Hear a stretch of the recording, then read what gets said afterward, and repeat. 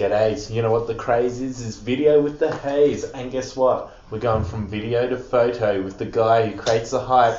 If the thing is tight, it is Mr. Aidan. What's your last name? And Williams. How's it Aidan going, Williams. Talking to Williams.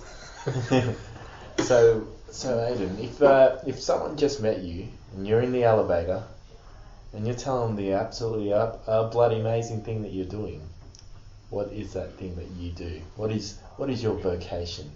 I'd probably describe it as trying to take some photos, but that'd be, I guess, underrating what I do. But yeah, I like to go on adventures, and I'd probably say going on my next adventure, another one-way ticket overseas somewhere. So yeah, so it's slacklining, isn't it? it is indeed, and what we do specifically is highlining, so the elevated height. Yeah, and there's something unique about what you do with your slacklining. It's quite curious, and how the story came about. So you've got this sort of formula of like who you take a picture, what you take a picture of, and so for those people who don't know what slacklining is, could you explain slacklining, and then segue nice and sweetly into your slackline sort of equation algorithm.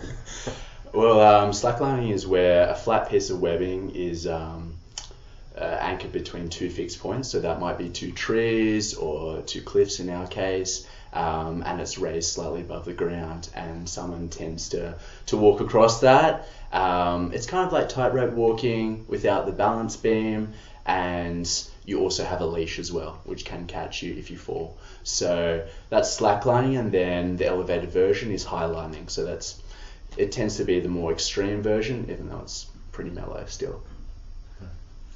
Yeah, and so was it, you obviously photograph this and do the sport as well. Like, was it the photography that got you into the sport, or vice versa? So normally a lot of people get into the sport by hearing it from a friend or seeing it in the park, whereas I heard about it on a trip in Tasmania from my idol, Krista Wright. And I heard she was shooting a sport called slacklining. I was like, what's slacklining? So I did my investigation everywhere over the net, Instagram, and elsewhere on social media, and eventually I came up with some guys in the Blue Mountains of all sorts, and just was an absolute pest. They let me come out with them, and I was just hooked instantly. I fell in love with the sport, and within 2-3 months, I quit my job at the Daily Telegraph and booked a one-way ticket over to France. Wait a second, Daily Telegraph. Yeah, I worked at the Daily Telegraph and the Sydney Morning Herald, and with Getty Images, so yeah. This is amazing. But there's also, like, when you take a picture of a subject, there's a sort of there's something you look for with the slacklining subject that you take a picture of. Yeah, well, it's more of an art in their posture. It's so beautiful seeing what they do. It's almost like a ballerina of some sorts. Like, I just got instantly hooked by the shape they make on the line, and to the everyday eye, it looks very similar. Just someone's arms are up, they're walking, but they're just so unique in their characteristics on the line. I just can't get enough of it, honestly. And then slacklining is quite unique, but it does get mistaken for something else, doesn't it, Mark? Oh, I've heard of tightrope walking. Like, is this a similar sort of thing? I'll say similar. It's the easiest way to relate the sport, but yeah, they're very different. Tightrope walking is where you tension the line as tight as possible on a cable, and some will walk with a balancing apparatus.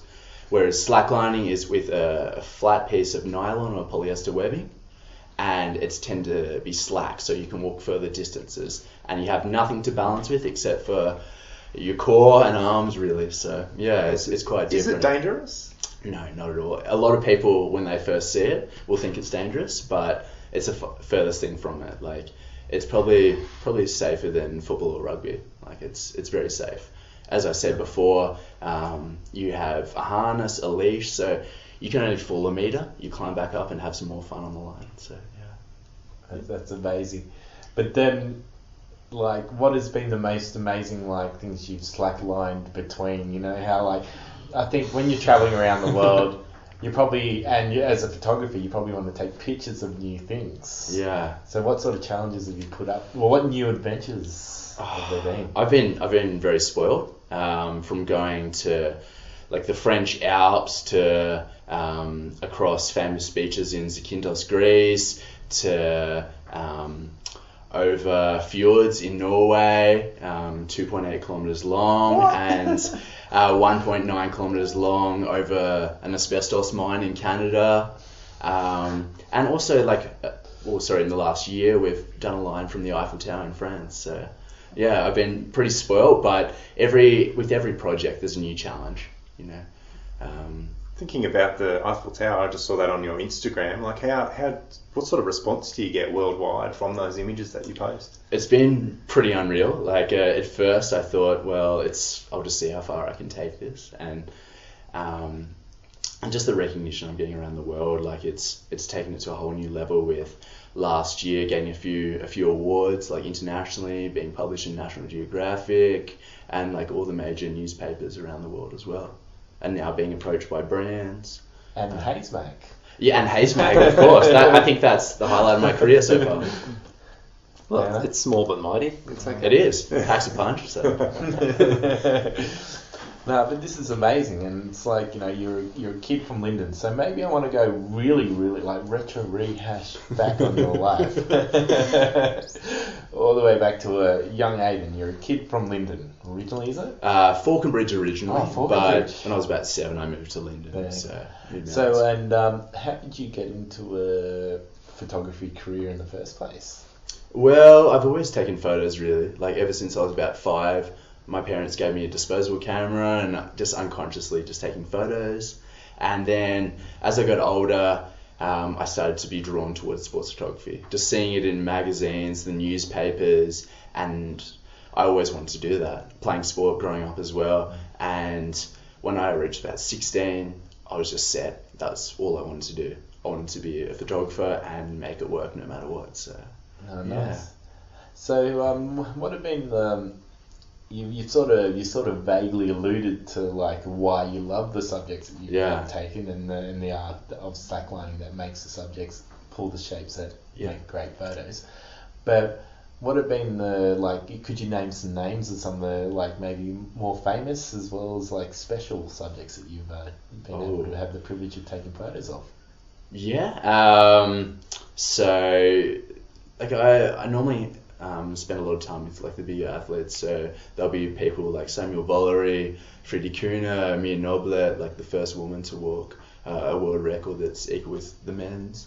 And then you'll have Rafa Bridi from Brazil. Like they're international athletes, so it's, you know, one little small Australian hang out with these big guns. Like it's pretty humbling. So, and it'd be an interesting psychology, wouldn't it? Because think about athletes, Mark, like the sports psychology to be the best at what they do, and then what are they like as people? They're honestly down to earth. Like they're just so humble about what they do. You wouldn't even pick that they are so successful, and to spend time with them, it's really, really special. I can't emphasize that enough. So you've done the Eiffel Tower, like you had these adventures, you've gone back home, and I think, you know, when you're back home, that's probably your time of reflection. This is all the stuff I've done. Yeah, it's normally a thought in my mind that, it's my downtime, but it's just ramping up for a whole another year ahead. Next time, round time. You're just playing all the big projects, so it's, there's not a moment that I'm not doing anything, really, so. Hopefully this is not a bargain, but is there anything you can give us little tasters of what you're thinking? What's next? Yeah, so mid-year I'll be heading to Russia, Iran, and Georgia for an alpine project there with Friede Kuhne, who's the world record holder at the moment, and we will be doing a project there and traveling with some locals and rigging some amazing lines. So. It's still a bit of an unknown at this stage, though. So. Yeah, and you just probably get inspired. It's all like jazz. You probably get inspired by random creativity. Because it's all about the 2 points. What are those 2 points? Yeah. So It's very spontaneous though. Like when we get onto a project, you never know what's going to happen like the next day or the next week or month. You might be in another country on the other side of the world. It's very up in the air like that. So, and I like that. So. Are you seeking that out, or are people finding you knowing that you're the slackline guy? You know. At first, I was seeking it out. I just was hooked, so I wanted to do anything and everything to be there and to get to these amazing locations. But now there is a bit of a change where people want me on location and will invite me like for a big project, say if it is a world record. So, but there's a preference of mine that is doing personal projects, which are still amazing. Yeah, so. definitely. So you've taken all these photos and stuff. You've been in these great publications. But if people want to check out their works for yourself, where are the best places to check you out? So ideally on Instagram, it's Aidan Williams Photo with an AN, and then the same online as well. Even if you look up Aidan Williams, you'll most likely find something about me. But yeah, ideally either Instagram or my website, or even hit me a friend request on Facebook. You know, I'd love to connect with as many mountains locals or down in the mountains base in Penrith or out in Orange or Dubbo or wherever. Yeah. Yeah, bring home with you, if you will. Yeah.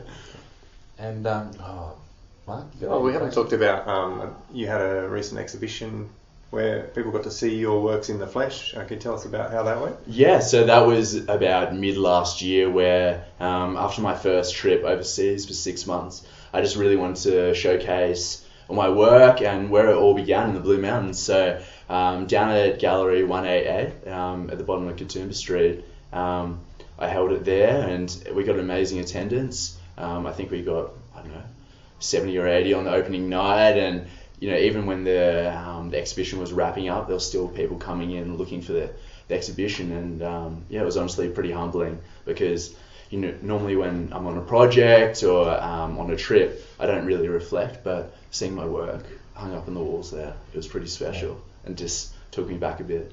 Definitely. And then congesting your life into like 5 minutes. Yeah, it's pretty unreal, and still now I'm trying to congest what's happened. So. And we're only scraping that surface. Yeah, there's plenty more under the surface. So yeah. Yeah, well, always welcome back at the HAZE headquarters anytime. I'll remember that. I'll keep in touch. Yeah. Thanks for dropping into the mountains while you're in town. And no worries. I'm sure I'll be back. And this is HAZE Live. So if you want to bring on the vibe, HAZE Live. HAZE is on Instagram. It's on Facebook. Give a like, because we love bringing on local hype.